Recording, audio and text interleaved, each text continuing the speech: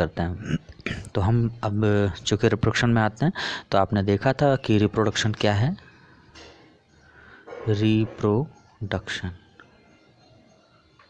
Reproduction में देखा था हमने कि रिप्रोडक्शन 3 प्रकार के थे। वेजिटेटिव था, वेजिटेटिव रिप्रोडक्शन था, असेक्सुअल रिप्रोडक्शन था, और तीसरा सेक्सुअल रिप्रोडक्शन था। ये हमने कल आपको स्टडी किया, हम लोगों ने मिल स्टडी किया। हम यहाँ पे आज असेक्सुअल रिप्रोडक्शन के बारे में बात करेंगे। तो देखते हैं, हेडिंग डालते हैं, असेक्सुअल रिप्रोडक्शन,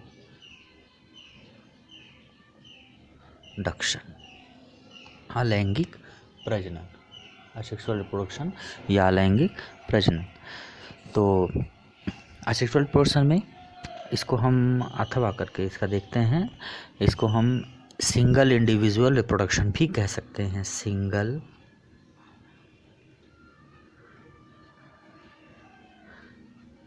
इंडिविजुअल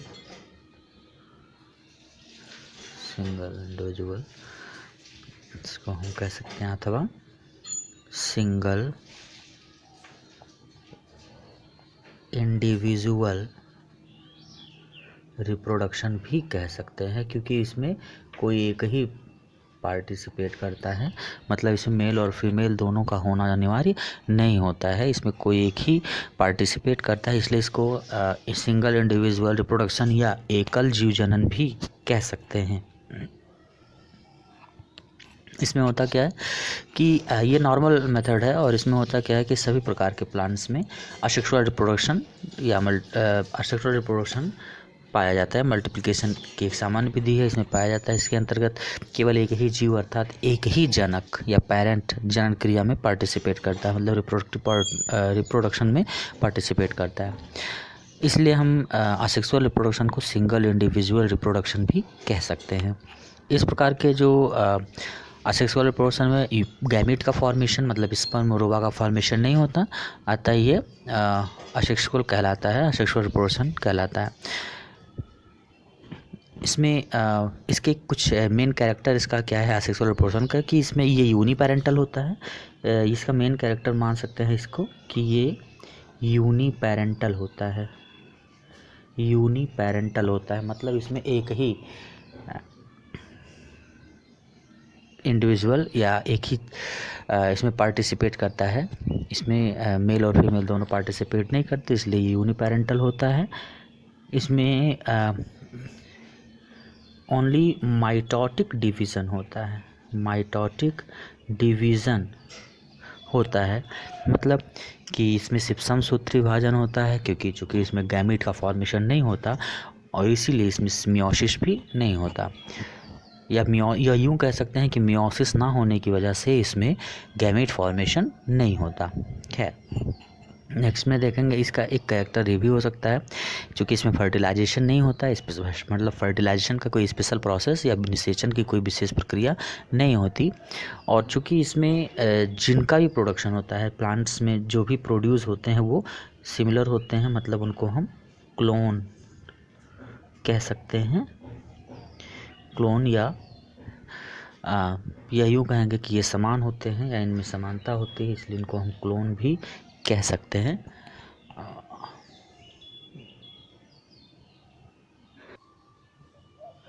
तो हम मेथड देख लेते हैं इनका, कौन कौन से मेथड या कितने प्रकार के मेथड होते हैं। तो देखते हैं methods of single individual reproduction, अथवा इनको हमने पहले भी कह दिया कि इसको हम एकल जीव जनन भी कह सकते हैं। मतलब इसमें सिर्फ एक ही पार्टिसिपेट करता है, चाहे वो मेल हो या फीमेल हो, मतलब दोनों की आवश्यकता इसमें नहीं पड़ती। तो इसके मेथड्स हमने कल देखे थे फिलहाल, फिर भी हम इनके देख लेते हैं कुछ मेथड्स जो देख लेते हैं। पहला जैसे हम देखते हैं binary fission, binary fission, Hindi में इसको द्विविखंडन या द्विविभाजन विधि भी कह सकते हैं। दूसरा आपका हो सकता है स्पोरुलेशन या बीजाणुओं द्वारा, स्पोरुलेशन या बीजाणुओं द्वारा इसमें प्रजनन हो सकता है। अगला होता है बाय बर्डिंग या कलिका निर्माण के द्वारा इसमें रिप्रोडक्शन हो सकता है, इसको मुकुलन कहते हैं, मुकुलन कह सकते हैं, सॉरी मुकुलन, बर्डिंग माने मुकुलन हो सकता है। और फिर अगला हो सकता है इसमें फ्रेगमेंटेशन, फ्रेगमेंटेशन मतलब खंडी भवन या विखंडन कह सकते हैं इसमें। तो इसमें कुछ मेथड्स होते हैं जिसमें हम किसी का सबका लगभग थोड़ा बहुत डिटेल देख लेते हैं कि क्या कैसे होता है। चलिए तो हम असेक्सुअल रिप्रोडक्शन के मेथड्स की बात कर लेते हैं। पहले तो हमने देख लिया कि सेक्सुअल रिप्रोडक्शन क्या होता है, किसी भी ऑर्गेनिजम्स द्वारा नॉर्मल माइटोटिक मीडियम से पेरेंटल जनरेशन। यहाँ पे हम असेक्सुअल रिप्रोडक्शन की बात कर रहे थे, तो हम यहाँ पर देख लेते हैं कि असेक्सुअल रिप्रोडक्शन में या सिंगल इंडिविजुअल रिप्रोडक्शन जिसे हम आप कह सकते हैं रिप्रोडक्शन, असेक्सुअल रिप्रोडक्शन का डेफिनेशन हम देख सकते हैं, किसी भी ऑर्गेनिज्म द्वारा नॉर्मल माइटोटिक मीडियम से पेरेंटल जनरेशन के सिमिलर फीलियल्स या ऑफस्प्रिंग्स को प्रोड्यूस करने के प्रोसेस को असेक्सुअल रिप्रोडक्शन कह सकते हैं। तो हम अगर डिफाइन करना चाहें तो हम लिख सकते हैं, वैसे कोई खास आवश्यकता तो नहीं है लेकिन फिर भी देख लेते हैं कि किसी भी ऑर्गेनिज्म या जीवधारी ऑर्गेनिज्म द्वारा नॉर्मल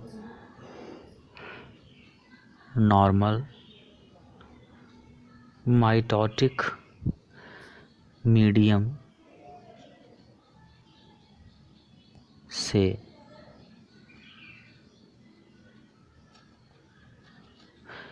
पेरेंटल जनरेशन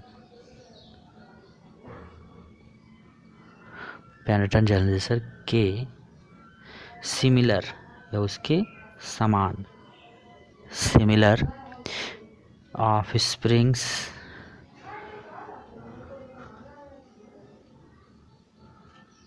ऑफस्प्रिंग्स या संतानों को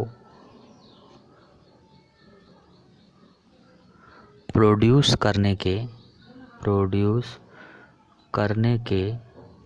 प्रोसेस को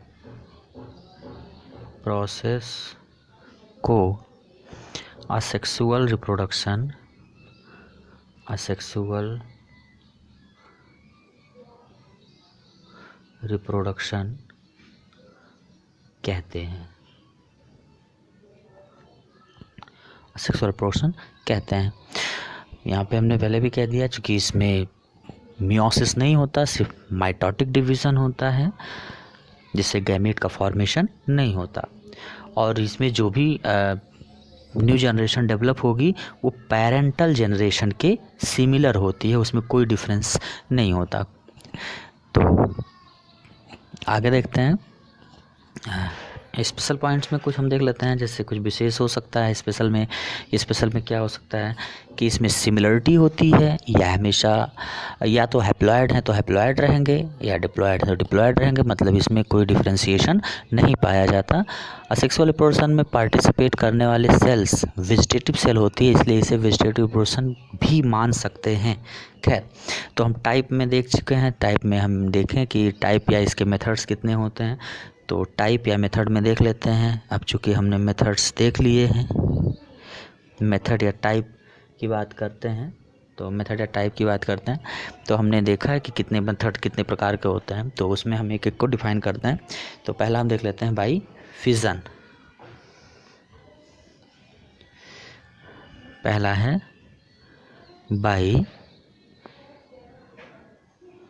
बाइनरी फिजन, इसको हम सामान्यतः द्विविखंडन भी कह सकते हैं। इसमें क्या होता है कि जब वेजिटेटिव पार्ट या बॉडी पार्ट डिवीज़न के द्वारा टू पार्ट में, टू इक्वल पार्ट्स में डिवाइड होकर न्यू प्लांट्स या टू डॉटर सेल्स का फॉर्मेशन करता है, तो इसे बाइनरी फ्यूजन कह सकते हैं। ये नॉर्मली यूनिसेलुलर होता है या यूनिसेलुलर एनिमल या प्लांट्स में पाया जाता है, जैसे प्रोटोजोआ, बैक्टीरिया, आइटिसी इसमें पाया जाता है। या विखंडन की प्रक्रिया जो होती है, मतलब इसमें फिजन की जो प्रोसेस होती है, ये फेवरेबल टेम्परेचर या अनुकूल परिस्थितियों में, मतलब लगभग 20 डिग्री सेंटीग्रेड टेम्परेचर पर होती है सामान्य रूप से। तो यहाँ पे हम देख लेते हैं कि जैसे क्या होता है कि मान लेते हैं ये बैक्टीरियल सेल है, ये बैल मान लेते हैं, सपोज करते हैं कि ये बैक्टीरियल सेल है।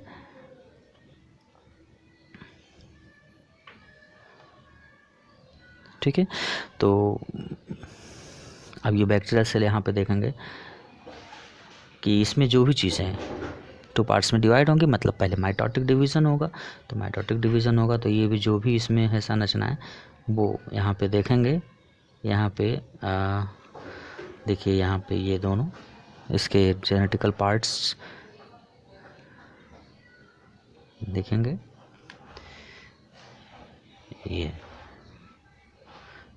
ठीक है। और यहाँ पे इसका जो मॉलिक्यूल था, ये देखें इस तरह से यहाँ पे ये डिवाइड हो गया दो पार्ट्स में, हर चीज़ का डबल हो गया लगभग, क्योंकि ये माइटोटिक डिवीज़न हो गया। अब यहाँ पे हम आगे बढ़ेंगे और आगे देखते हैं कि ये टू पार्ट्स में डिवाइड होना प्रारंभ कर देते हैं। यहाँ से बीचों बीच से या मध्य भाग से दो भाग में डिवाइड हो जाते हैं। ठीक है, तो यहाँ पे हम देख लें,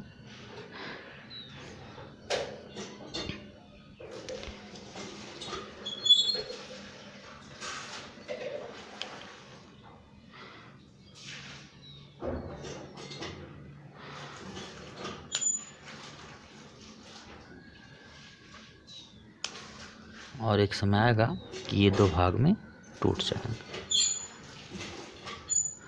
जाएंगे दो भाग में। ठीक है, तो यहाँ पे हम क्या करेंगे देखेंगे, सब कुछ सारी चीज़ें वही से है लगभग यहाँ पे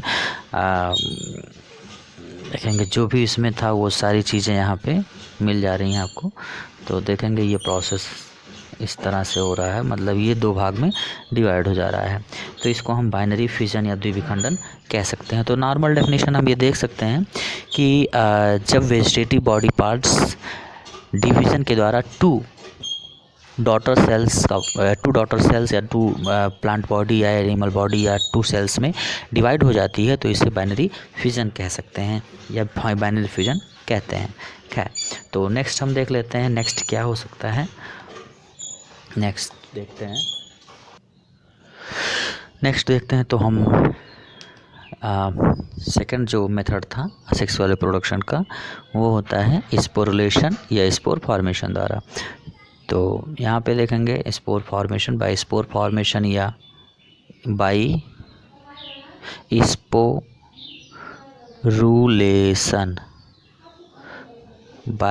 स्पोरुलेशन या बीजाणु निर्माण या बीजाणु जनन द्वारा। तो इसमें क्या होगा कि स्पोर फॉर्मेशन होता है या स्पोर्स या यूनिसेलुलर स्ट्रक्चर बनते हैं, जैसे स्पोर फॉर्मेशन द्वारा या स्पोरोजेनेसिस द्वारा ये प्रोसेस होता है। इसमें जो स्पोर होते हैं वो थिन वॉल्ड माइक्रो लेवल के या माइक्रोस्कोपिक यूनिसेलुलर स्ट्रक्चर होते हैं, और जैसे कि जो कि मोटाइल भी हो सकते हैं, नॉन मोटाइल भी हो सकते हैं। मोटाइल या नॉन मोटाइल का मतलब हो गया कि जिसमें फ्लैजला हो सकता है, फ्लैजला नहीं भी हो सकता है। मतलब कि जैसे देखते हैं कि unicellular thin membrane fine structure जिसके द्वारा न्यू जनरेशन का फॉर्मेशन होता है, या यूँ कह सकते हैं कि यूनिसेलुलर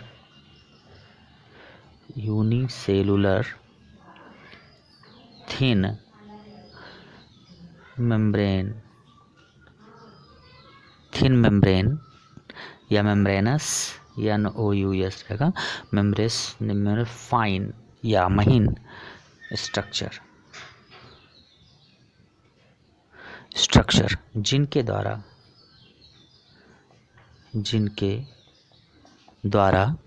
न्यू जनरेशन या नई पीढ़ी का फॉर्मेशन होता है।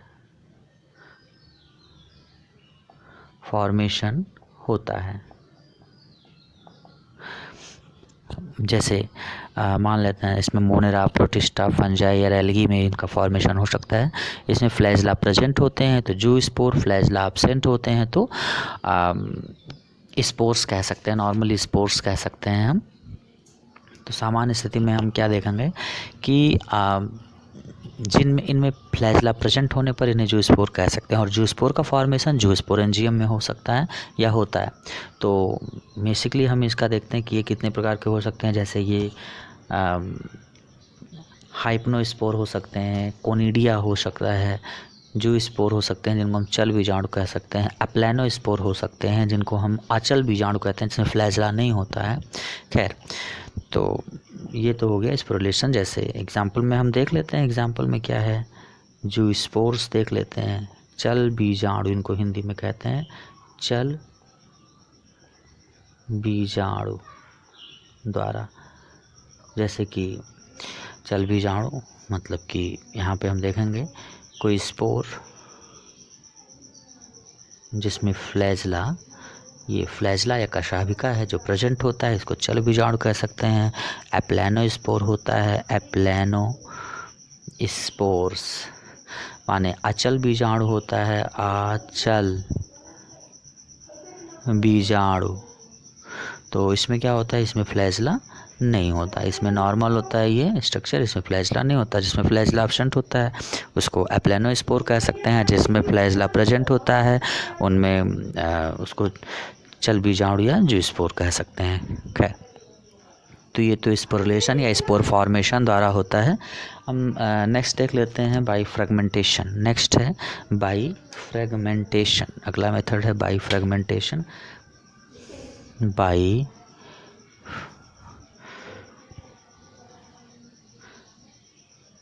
फ्रेगमेंटेशन,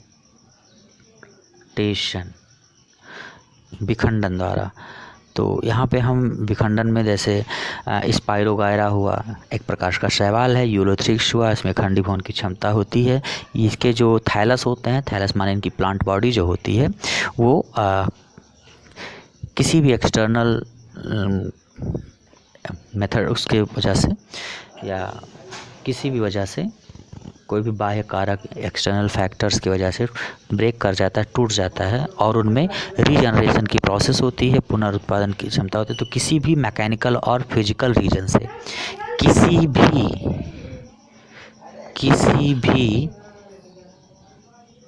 मैकेनिकल और फिजिकल रीजन या कारण से सेल और बॉडी पार्ट्स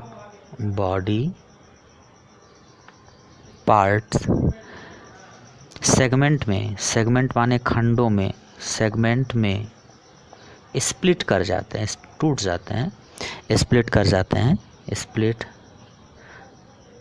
जाता है। एंड एवरी सेगमेंट्स या प्रत्येक भाग, एंड एवरी सेगमेंट या प्रत्येक खंड न्यू जनरेशन को जन्म देता है। जैसे हम देख लेते हैं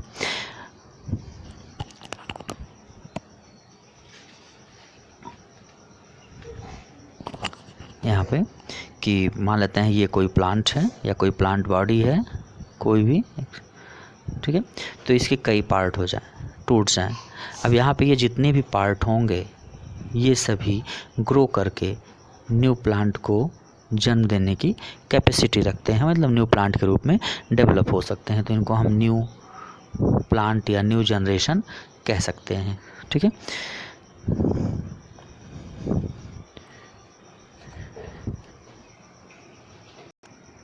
अगला हम देखते हैं बाई बडिंग द्वारा, बाई बडिंग या मुकुलन द्वारा। ईस्ट में इस प्रकार का रिप्रोडक्शन होता है, मुकुलन द्वारा जो रिप्रोडक्शन होता है अक्सर ईस्ट में होता है या इसमें ज़्यादातर पाया जाता है। इसमें बेसिकली जैसे हम देख लेते हैं, इससे टाइप के जो रिप्रोडक्शन होते हैं, इस टाइप के वेजिटेटिव या सेक्सुअल, इसमें इस टाइप में वेजिटेटिव पार्ट का कोई पार्ट बड के रूप में या कलिका या मुकुलन के रूप में, बड के रूप में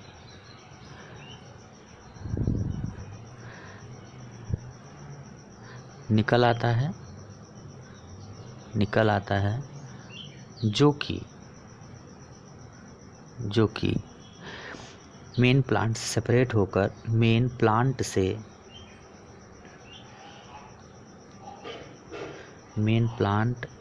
से सेपरेट या अलग होकर न्यू ऑर्गेनिज्म को या न्यू प्लांट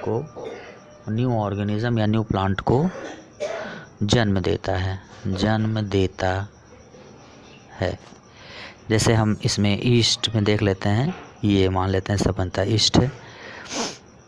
इसमें कोई एक पार्ट डेवलप हो रहा है जिसको हम बड कह सकते हैं। ये ग्रोथ करेगा और ग्रोथ करके ये इससे सेपरेट हो जाएगा और सेपरेट होके न्यू प्लांट के रूप में डेवलप हो जाएगा। तो यहाँ पे हम देखते हैं कि इसको हम बडिंग द्वारा कह सकते हैं रिप्रोडक्शन।